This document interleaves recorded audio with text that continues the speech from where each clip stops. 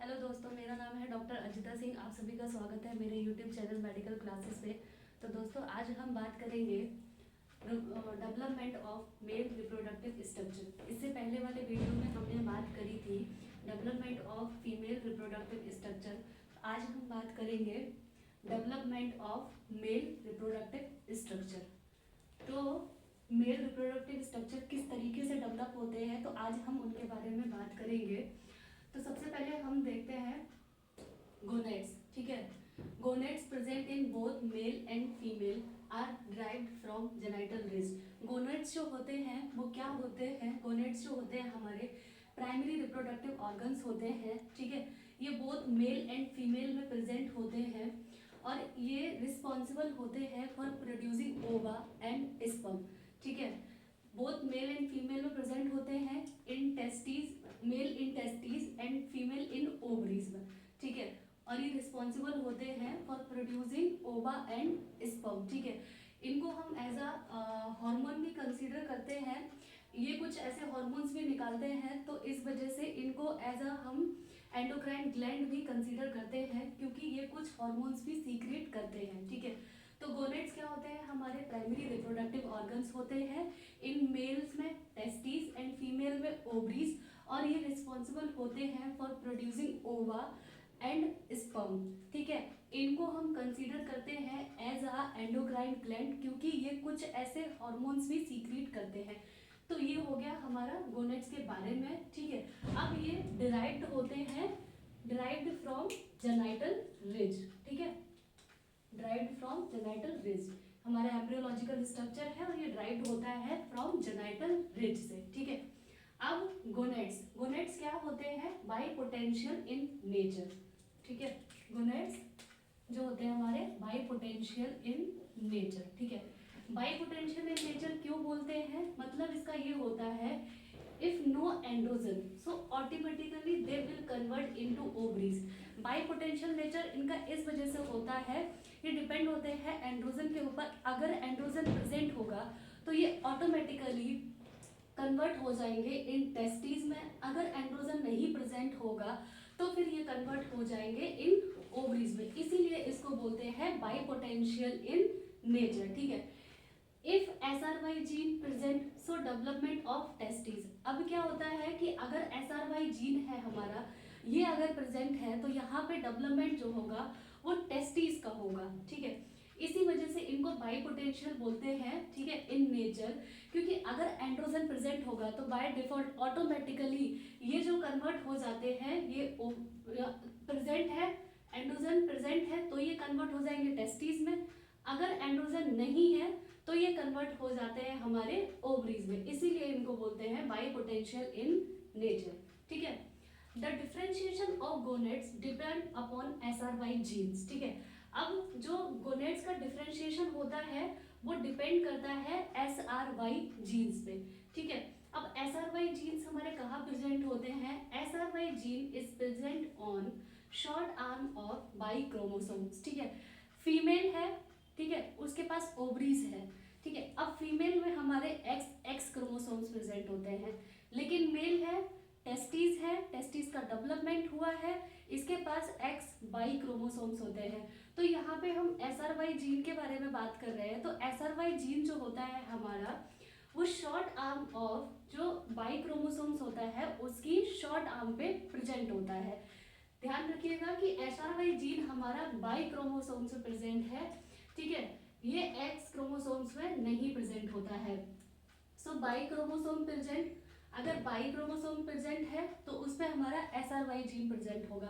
अब XY हमारे किस में होते हैं? मेल्स में होते हैं क्रोमोसोम्स। अब XX जो होते हैं वो हमारे फीमेल में होते हैं। ठीक है, बाई क्रोमोसोम्स है तो SRY जीन प्रेजेंट होगा।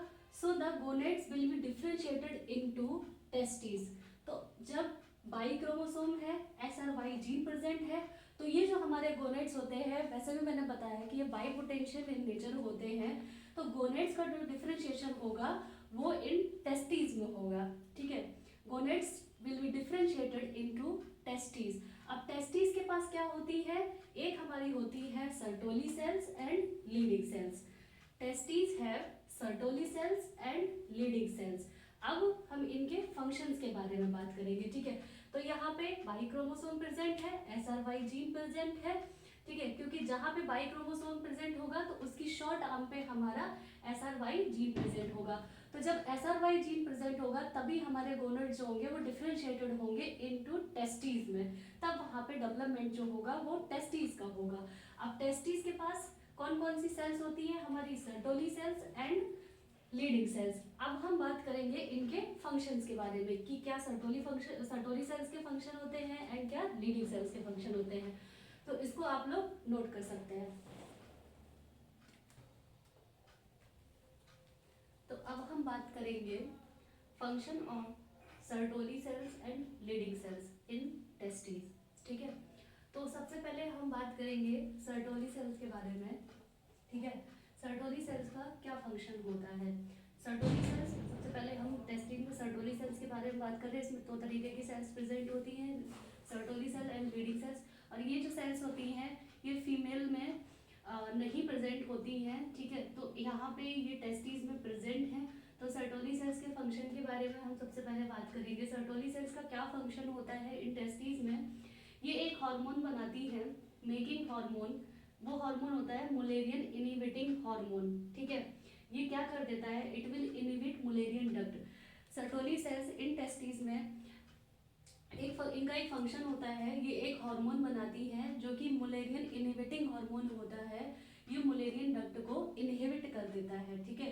तो क्या होती है, Mullerian duct in mail gate regret, ठीक है। मुलेरियन डक्ट को इनहिबिट कर देता है तो मुलेरियन डक्ट का कुछ रिग्रेस जो होता है मेल में बचता है। मुलेरियन डक्ट जो होती है रिग्रेस हो जाती है इन मेल में, क्योंकि मेल को मुलेरियन डक्ट की जरूरत नहीं होती है, ठीक है। सो जब मुलेरियन डक्ट रिग्रेस हो गई because male don't need Mullerian duct, so remnant of Mullerian duct in male, तो कुछ रेमिनेंट बचता है मुलेरियन डक्ट का इन मेल में। अब वो क्या होता है, अपेंडिक्स ऑफ टेस्टिस। इसको हम ऑल्सो कॉल्ड हाइड्रेटेड ऑफ मॉर्गेनी भी बोलते हैं, ठीक है। सेकेंड होता है हमारा प्रोस्टेटिक यूट्रिकल, ठीक है। Appendix of testis and prostatic utricle, ये क्या होते हैं हमारे, ये मुलेरियन डक्ट के रेमिनेंट्स होते हैं इन मेल, ठीक है। क्योंकि सर्टोली सेल्स में एक फंक्शन होता है, क्योंकि ये एक हार्मोन बनाती है जो कि मुलेरियन इनहिबिटिंग हार्मोन होता है, इसकी वजह से मुलेरियन डक्ट जो होती है वो इनहिबिट हो जाती है। तो मुलेरियन डक्ट क्या होती है, रिग्रेस हो जाती है इन मेल में, लेकिन कुछ मुलेरियन डक्ट का रिमेनेंट पार्ट बचता है इन मेल में। तो वो क्या होते हैं, appendix of testis, also called hydrated of Morgagni, hydrated of Morgagni. And second होता है हमारा प्रोस्टेटिक यूट्रिकल, प्रोस्टेटिक यूट्रिकल। तो ये क्या होते हैं हमारे रेमिनेंट ऑफ मुलेरियन डक्ट। तो ये था सर्टोली सेल्स के फंक्शंस के बारे में। अब हम बात करेंगे लीडिंग सेल्स के फंक्शंस के बारे में in male testis.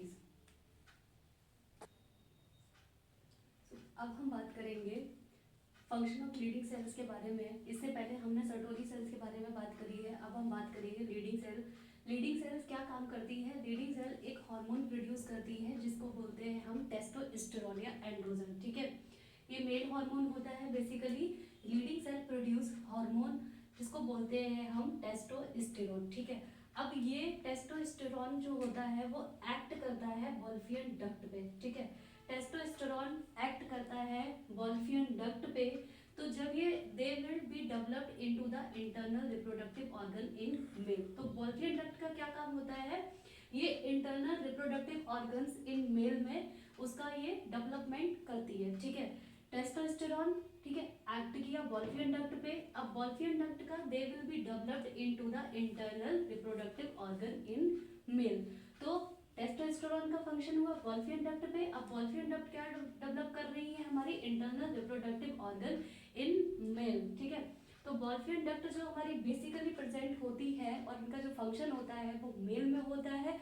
Mullerian duct का जो फंक्शन होता है वो बेसिकली इन फीमेल में होता है, ठीक है। मुलेरियन डक्ट से internal reproductive organ in female develop होते हैं और वोल्फियन डक्ट से internal reproductive organ in male development होता है, ठीक है। लेकिन इन वोल्फियन डक्ट के रेमिनेंट पार्ट जो होते हैं वो फीमेल में प्रेजेंट होते हैं और मुलेरियन डक्ट के जो रेमिनेंट पार्ट होते हैं वो हमारे मेल टेस्टिस में प्रेजेंट होते हैं, ठीक है। अब हम बात करेंगे इंटरनल जेनेटेलिया इन मेल, ठीक है। तो इंटरनल जेनेटेलिया का डेवलपमेंट हुआ है। अब वो इंटरनल जेनेटेलिया हमारे क्या क्या होते हैं इन मेल में? Seminal vesicle, ejaculatory duct, vas deferens and epididymis, ठीक है। Seminal vesicle, ejaculatory duct, vas deferens and epididymis, ये क्या होते हैं हमारे internal reproductive organ in male में, ठीक है। इसके बाद हम बात करेंगे टेस्टोस्टेरोन के बारे में। अब हम देखेंगे टेस्टोस्टेरोन का फंक्शन इन मेल में। टेस्टोस्टेरोन हमारा ये टेस्टोस्टेरोन के रूप में ही वर्क नहीं करता है, ये हमारा कन्वर्ट हो जाता है in presence of alpha 5 alpha reductase. Testosterone 5 alpha reductase की प्रेजेंस में कन्वर्ट हो जाता है डाईहाइड्रोटेस्टोस्टेरोन, जो कि प्रेजेंट होता है इन मेल। ये डाईहाइड्रोटेस्टोस्टेरोन जो फॉर्म होती है ये वर्क करती है इन मेल में, ठीक है। टेस्टोस्टेरोन इस फॉर्म में वर्क नहीं करता है, ये कन्वर्ट होता है डाईहाइड्रोटेस्टोस्टेरोन में, उसके बाद इसका वर्क होता है। तो ये हमारे क्या होते हैं? एम्ब्रियोलॉजिकल स्ट्रक्चर्स होते हैं, ठीक है। एम्ब्रियोलॉजिकल ऑर्गन्स होते हैं, genital swelling, genital fold, genital tubercles, ठीक है। अब हम यहाँ पे मेल का डेवलपमेंट के बारे में बात कर रहे हैं, इससे पहले हमने फीमेल के बारे में बात करी थी। तो इन मेल जेनाइटल स्वेलिंग जो होता है वो कन्वर्ट हो जाता है स्क्रोटम, ठीक है। जेनाइटल फोल्ड जो कन्वर्ट हो जाता है वो पेनाइल यूरेथ्रा, ठीक है। जेनाइटल ट्यूबरकल कन्वर्ट हो जाता है इन ग्लांस पेनिस, ठीक है। ये हमारे एम्ब्रियोलॉजिकल है, ये जो होते हैं ये कन्वर्ट हो जाते हैं एक्सटर्नल जेनेटेलिया इन मेल में, ठीक है। तो ये सारे स्ट्रक्चर बनते हैं हमारे इंटरनल रिप्रोडक्टिव ऑर्गन्स बनते हैं वॉल्फियन डक्ट के थ्रू, ठीक है। जब टेस्टोस्टेरोन का डाईहाइड्रोटेस्टोस्टेरोन में कन्वर्जन के बाद जो काम होता है एम्ब्रियोलॉजिकल स्ट्रक्चर्स पे ये वर्क करता है, तब जाकर के ये कन्वर्ट होता है scrotum, penile urethra and gland penis.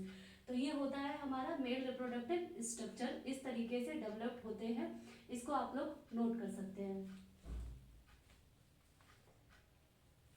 तो अब हम बात करेंगे कुछ पॉइंट्स के बारे में कि for development of male genitalia, male genitalia के डेवलपमेंट के लिए SRY जीन की ज़रूरत होती है। तो ये SRY जीन जो होते हैं डिफ्रेंशिएट करते हैं primordial gonads to into testis. Primordial gonads को डिफ्रेंशिएशन का काम करते हैं इनटू टेस्टिस में, वो कहते हैं हमारे SRY जीन। इस वजह से मेल जेनेटेलिया के डेवलपमेंट के लिए SRY जीन की जरूरत होती है, ठीक है। अब testosterone is the one which convert the embryological structure into the male genitalia. Testosterone एक वो हार्मोन है जो कि एम्ब्रियोलॉजिकल स्ट्रक्चर होते हैं उनको कन्वर्ट करता है इन मेल जेनेटेलिया। तो SRY जीन की जरूरत होती है प्राइमोर्डियल गोनेड्स को इनटू टेस्टिस में कन्वर्शन के लिए, डिफरेंशिएट करने के लिए ये, और टेस्टोस्टेरोन की जरूरत होती है एम्ब्रियोलॉजिकल स्ट्रक्चर को कन्वर्ट करने के लिए इनटू द मेल जेनेटेलिया, ठीक है। अब एक हम लोग एग्जांपल देखेंगे। इफ इन मेल के अंदर इफ डिक्रीज एंड्रोजन सिंथेसिस, ठीक है, अगर एंड्रोजन सिंथेसिस उसके अंदर कम है तो डिक्रीज टेस्टोस्टेरोन सिंथेसिस, तो इसकी वजह से टेस्टोस्टेरोन की सिंथेसिस भी जो होगी वो कम होगी, ठीक है। सो पर्सन हैविंग रेजिस्टेंस, और या तो उसके अंदर एंड्रोजन सिंथेसिस कम हो रहा है या फिर person having resistance to androgen. पहला चीज है कि उसके अंदर एंड्रोजन सिंथेसिस जो है वो डिक्रीज है। सेकेंड थिंग हम सोचेंगे कि पर्सन में एंड्रोजन के लिए रेजिस्टेंस है। तो ये दोनों कंडीशन में they will develop ambitious genitalia, ठीक है। तो ये कैसे डेवलप करेंगे जेनेटेलिया एम्बिजियस, जिसमें क्या होगा फीमेल लाइक जेनेटेलिया होती हैं। इसका मोस्ट कॉमन कॉज क्या होता है? एंड्रोजन इनसेंसिटिविटी सिंड्रोम, ठीक है। मोस्ट कॉमन कॉज इसका होता है जिसमें कि फीमेल लाइक जेनेटेलिया डेवलप होती हैं, जहाँ पे एंड्रोजन का सिंथेसिस कम हो या फिर एंड्रोजन के लिए पर्सन के अंदर रेजिस्टेंस हो, तो वहाँ पे एम्बिजियस जेनेटेलिया डेवलप होते हैं, फीमेल लाइक जेनेटेलिया, ठीक है। इसका मोस्ट कॉमन कॉज होता है androgen insensitivity syndrome, also known as testicular feminization syndrome TFS, androgen insensitivity syndrome AIS।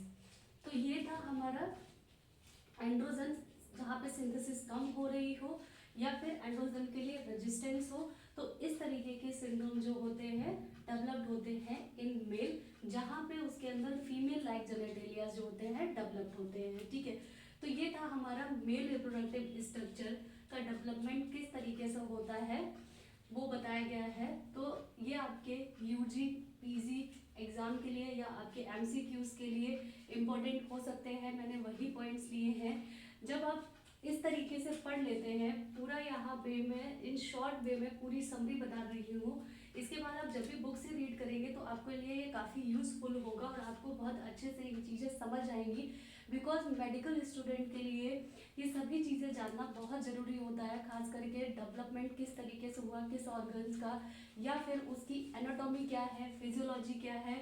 तो इसी बेसिस पे मैं ये वीडियोस बना रही हूँ। अगर आप लोगों की कोई भी क्वेरी होती है इसको पढ़ने के बाद तो आप लोग मुझे कमेंट करके पूछ सकते हैं, तो इसको आप लोग नोट कर सकते हैं। अगर आप लोगों को मेरा वीडियो पसंद आया हो तो please like share subscribe and comment on my channel.